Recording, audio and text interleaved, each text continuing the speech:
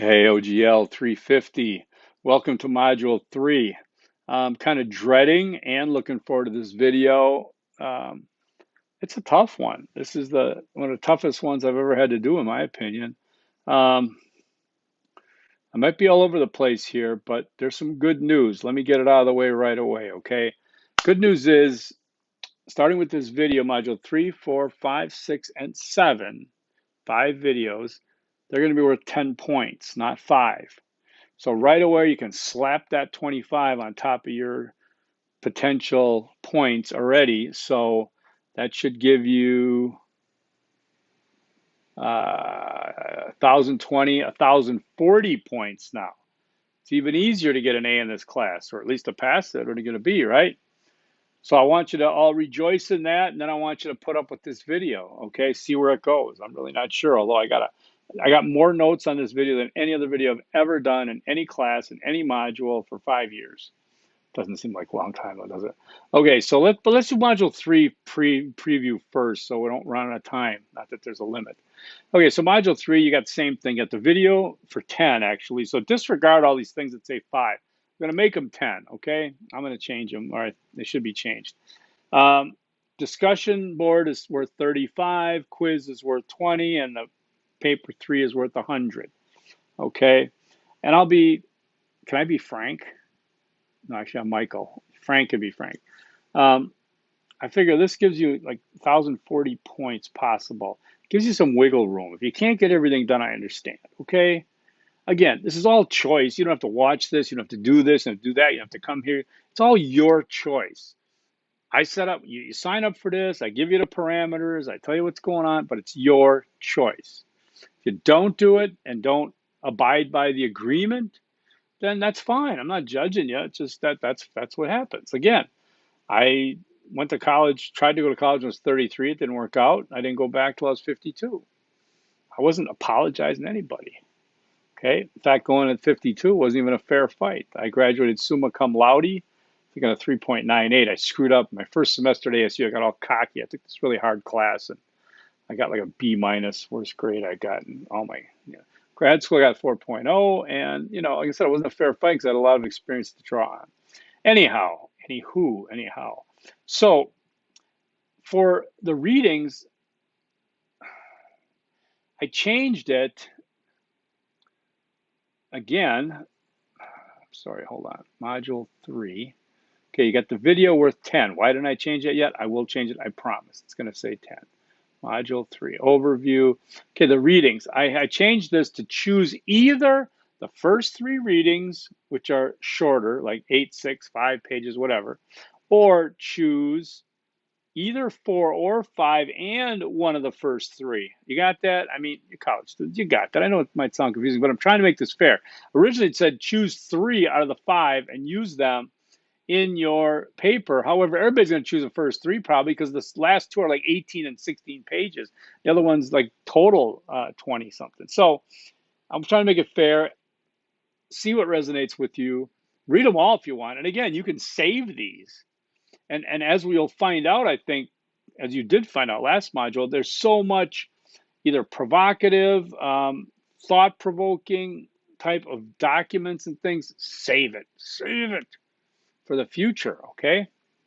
So you want to do that, and then this radio interview by 37 minutes, how to support belonging, and these are all good strategies for leadership in organizations, right? Especially when it comes to diversity and such. Very important. So let's do that. So we got, so some of the subjects are defining cycle of socialization, supposed to know better, explorations in privilege, oppression, and diversity, race, privilege, and the growing class divide. Is pandemic a class-ridden? Class-ridden what? Journal of Ethnic and Cultural Studies. When I was thinking about working class, think about people that work for what they have. Okay, then. So then we're going to get to, there is watching 3 videos. They're approximately 19 minutes. They're about Hidden America, Children of the Mountains as part of your discussion. It's the Appalachians. It's pretty interesting. I cut half the videos out because there was another one that you read also about indigenous people, and They were longer and they just got the cut. Sorry. Discussion board of at least 200 words. Make sure you're doing the word count. Some people didn't meet the minimums. All right. Oh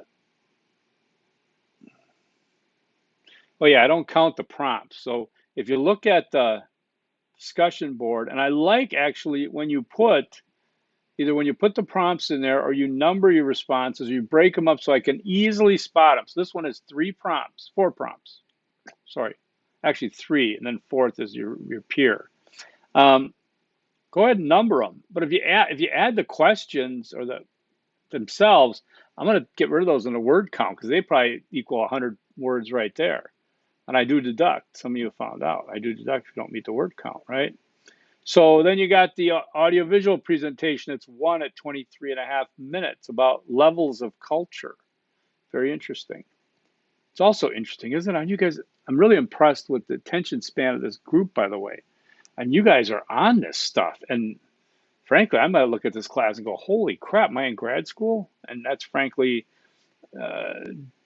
a detrimental look at undergrad because I think this is very much in your wheelhouse and you're proving that it is. You've got the quiz right after the AV presentation. There are 16 questions. I don't know. I had to change them because I got rid of a couple. I didn't think they were good. 20 points, 40 minutes, due on September 11th. And then you've got your Module 3 paper.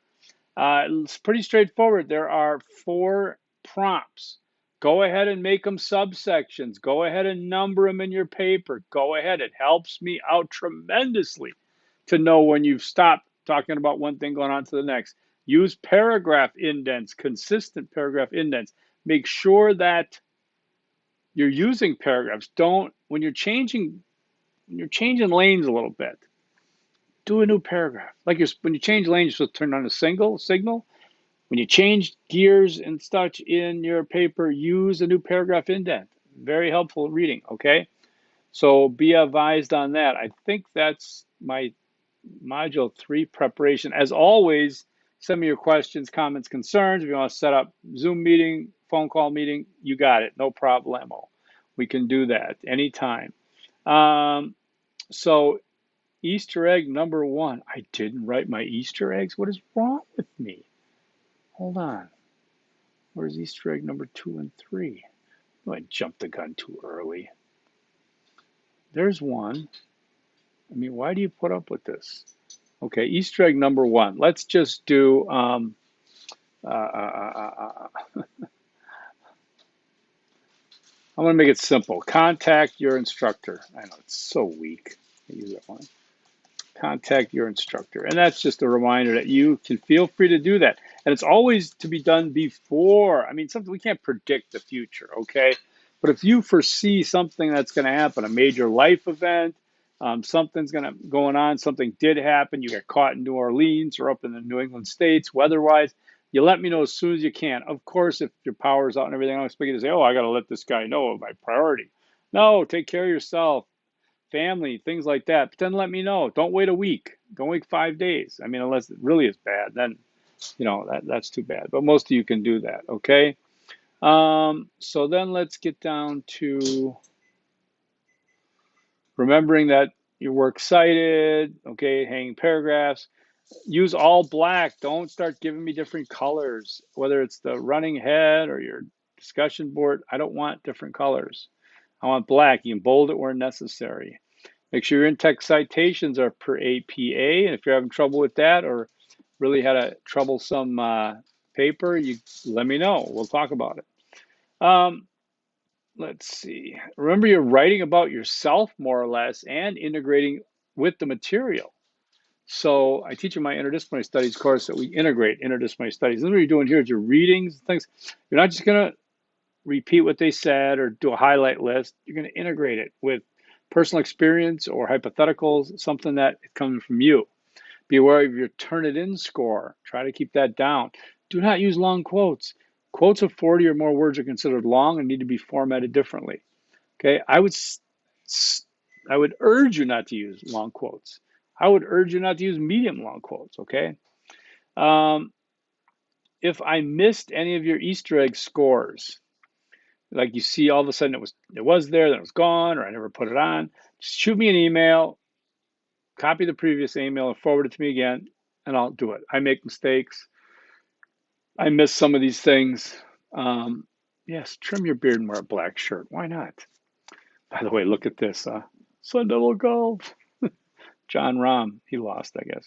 But anyhow,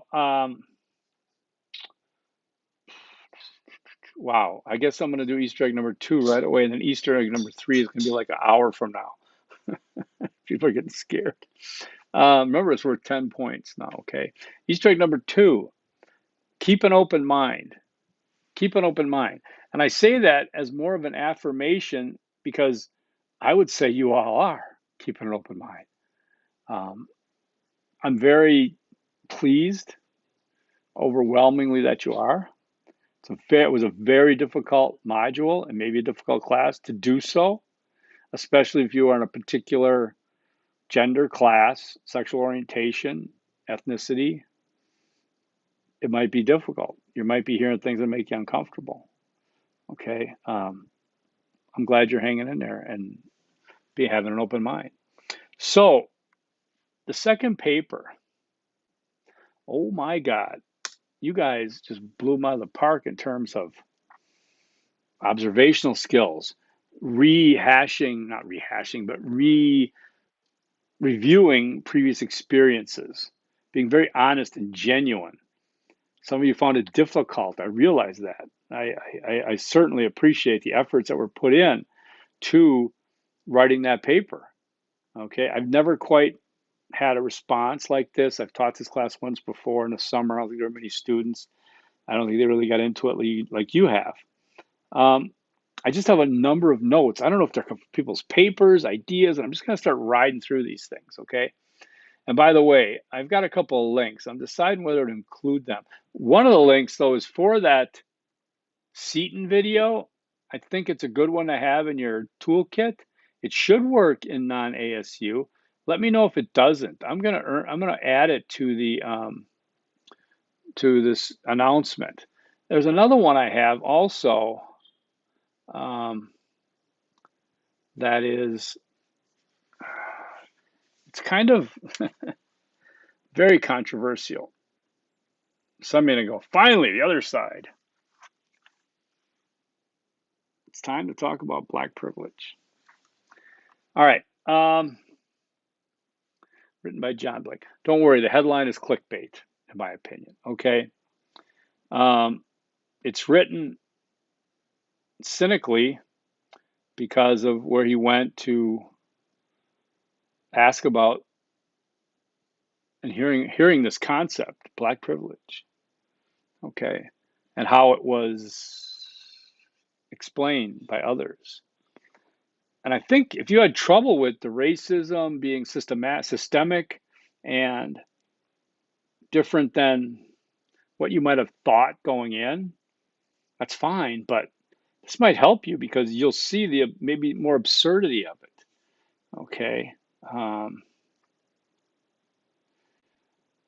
The author asked someone, a white retiree, if he believed the existence of white privilege. He said no, but there was another type of privilege you wanted to talk about, black privilege. Confused by his answer, I asked him to give me an example of a perk that I enjoyed as a black man that he couldn't. His answer, you know what's coming, Black History Month. In America, you can't even talk about whiteness. He lives in Green Bay, Wisconsin. If you try to embrace being white, you'd be treated as being racist. If you had a White History Month, that would be viewed as a racist holiday. Well, yes. Why is that?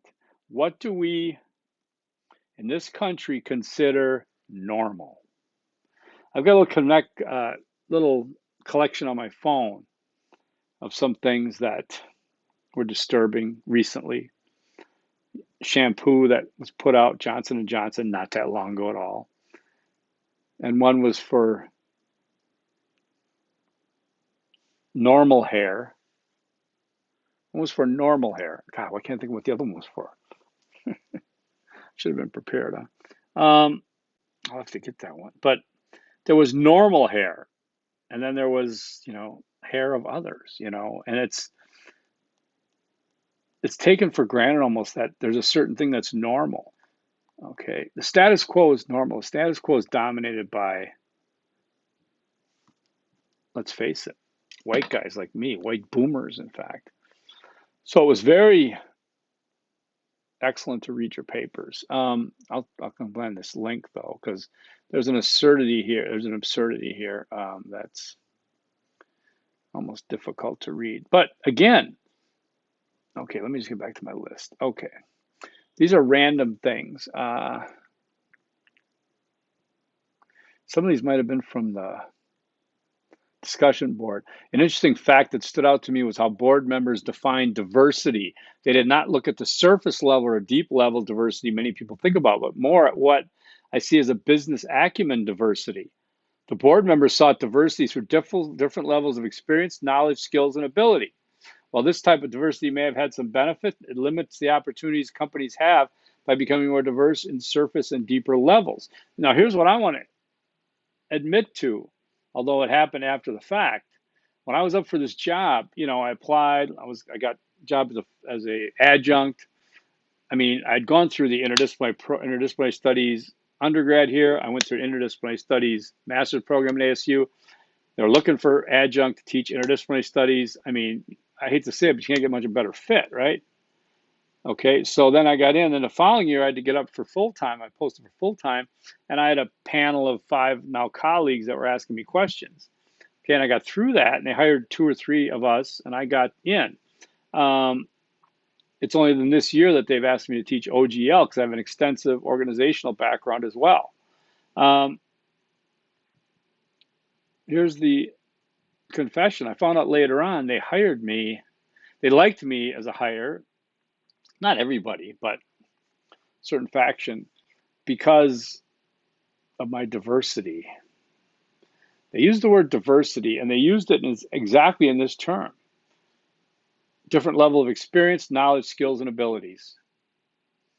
They used it because I've been, like I said, I've been a law enforcement officer. I've been a paid artist and photojournalist and journalist. I've been sales executive of the year. I've been a management. Okay, I've got a mature college education, meaning it's contemporary. I could relate to today's students because I just was one. There were so many things I liked, and I agree. I pushed all those, right? I never would use the word diversity though, and so that's kind of made me think. All right, it's not the way I think of diversity nowadays. Diversity is represented in many different ways. It's about experience people have different. I'm just going to go off on a running sentence. Let's just stop there. Okay, so as a so-called dominant person, I don't look at things like race or religion to describe myself. To me, those aren't descriptors of who we are as a person. And that, my friends, is a great honest admission. Because as white people, whoever's out there, we don't look at, we say we don't see color. Well, that's BS, but because you should see color, okay? Because it's just a difference, okay? It's the same as seeing I'm wearing a black shirt today instead of a black shirt last week. But don't get off. Okay. We don't use those things to describe ourselves because it's not at the forefront of our identity. Again, we had that exercise early on. How do you describe yourself? Oh, I'm a white guy. See, no, we don't do that because it's a status quo. Whereas the African American male writes, I'm a black male. Okay. LGBTQ people might write that first, foremost, what have you, because it's not part of the status quo. It's different. It's the other.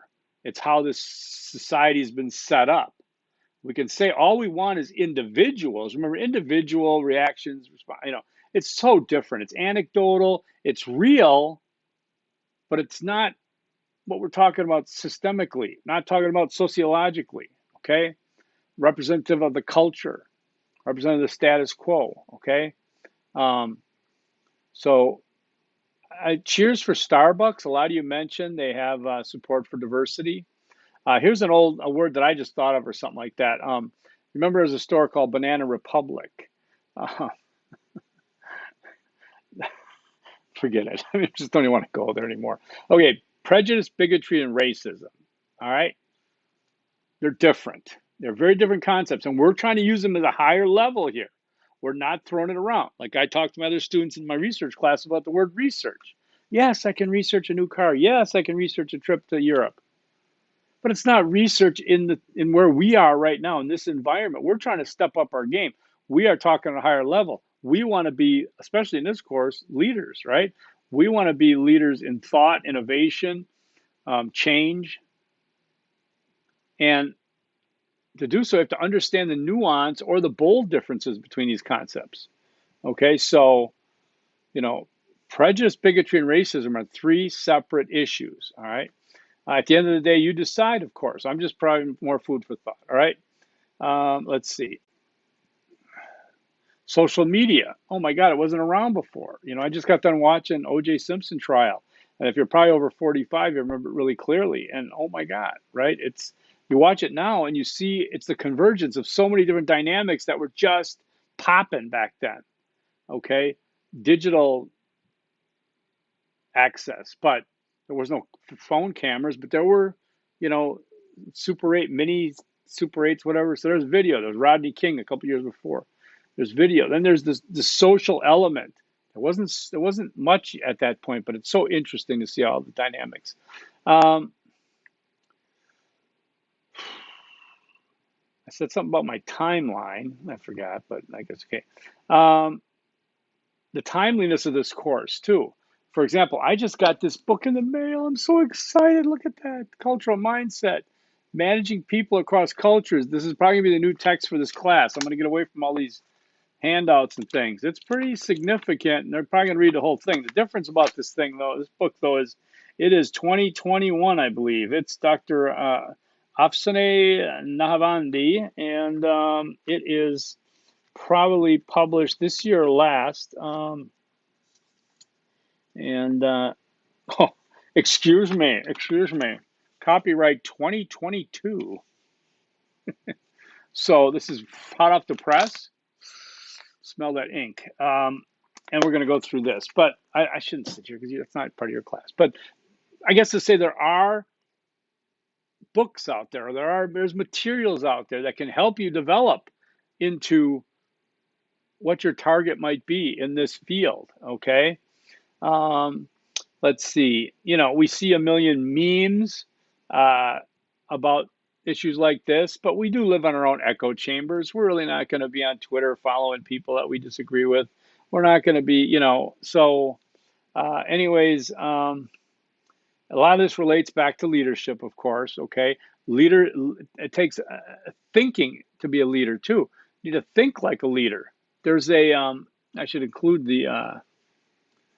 um, anybody know the Tao Te Ching? Don't worry, the Tao is not a religion. It's just written thousands of years ago, and the Tao uh, is a book of kind of things to live by. Well, there's a little passage from it. I forget which verse this is. The best leader is one whose existence is barely known. Next best is who is loved and praised. Next is one who is feared. Worst of all is a leader who is despised.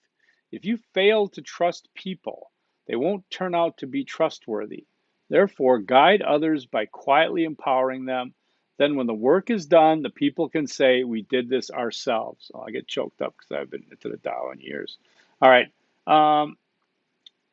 If paper number 2 was triggering, I apologize. You did a really great job in confronting and talking about some of the issues that you've gone through for our, for a lot of students, whatever identity you have. There's been things, and it's hard to admit some of it. Okay. Certain comments on the paper that I saw written in the paper. To start, it forced me to sit and listen and try and consider things from someone else's perspective. Bam, you got to do that. That's excellent. Okay. And from Seaton, institutional racism includes differential access to the goods, services, and societal opportunities based on ethnicity and race. That's important. Remember, so we can have these little micro issues, microaggressions, racial prejudice, but racism is a system. Okay. All right.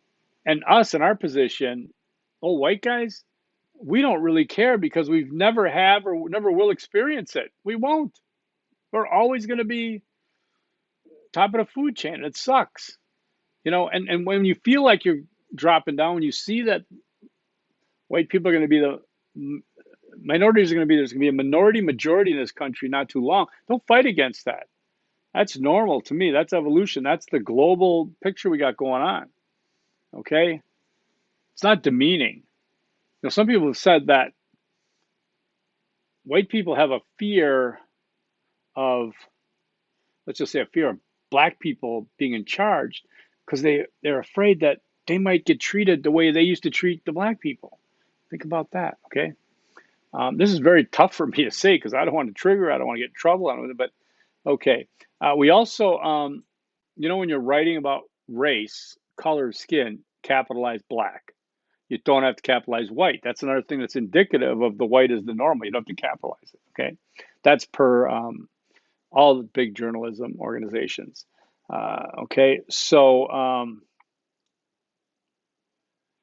the beauty industry is notorious for its historical discrimination towards women of color and its role in promoting Western beauty standards. It's absolutely true. Again, I mean, there's so many examples of it. For men, we don't see this stuff. Women have had, to deal with this normal coloring, nude coloring that has nothing to do with their own skin color. And it's just how it pushes people aside as the other, okay? Firsthand, the subtly discriminatory practices that some brands still implement today with the most controversial topic, foundation shade range. I know nothing about it. Okay. Racism, prejudice, and discrimination tend to not come into a lot of conversations in my family or friend groups. However, it is beginning to look like we should start talking about these important topics. Yes, excellent, excellent. It's so hard. I dealt with that in the '60s, and I didn't say a damn thing. I get the shit kicked out of me by my old man. But anyways, that's '60s. Um, that's really good. We seem to ignore these things since we or anyone close. Oh, I didn't get that whole thing. Okay. Someone would like to ask Dr. Seaton how she would classify an experience that he or she had. And that's interesting, and I'm glad that was brought up. But again, in a micro situation where it seems like it's a reverse racism thing, it's basically prejudice. It's a bigotry that you find yourself as part of the dominant culture suddenly to be without the that was a word I was looking for, okay? But you don't have that power anymore, and someone has their private property and says, get off of this. You may say, oh, that's racist. I'm here to do business. They say, get out of here. It's not reverse racism. That person is reacting based on bigoted and prejudicial information and deciding how they're going to use their own property.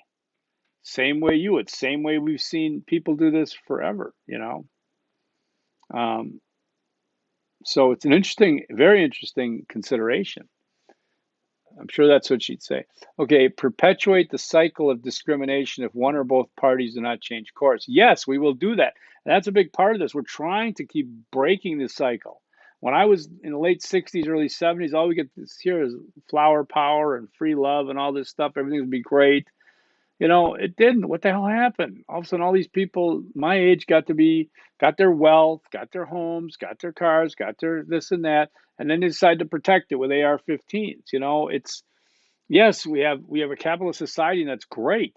Okay, nobody's coming after to take your stuff, but also we forgot about these values and morals that young people seem to have before they acquire possessions, right? Um, There is such a thing as a racial macro stressor, and that Black Americans get depressive and post traumatic stress disorder symptoms from the violence of police shootings. Okay, so there's been studies done. Again, we're taking our plan. Studies done show that trauma, PTSD or trauma, passes through DNA. So if you can go back to slavery and think of all the mistreatment, all the horrifying experiences, and how all that's been passed down through DNA, through experience, through stories, through known experience, okay, through opportunity, lack thereof. All right, we can acknowledge it or we can ignore it.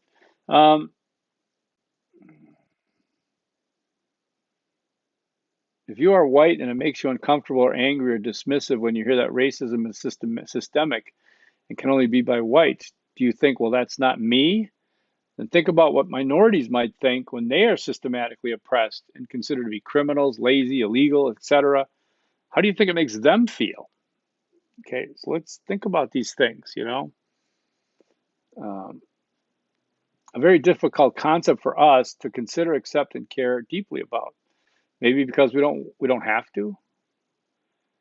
Obama went on to say every expansion of freedom in our history was won through making the status quo uncomfortable. Bingo.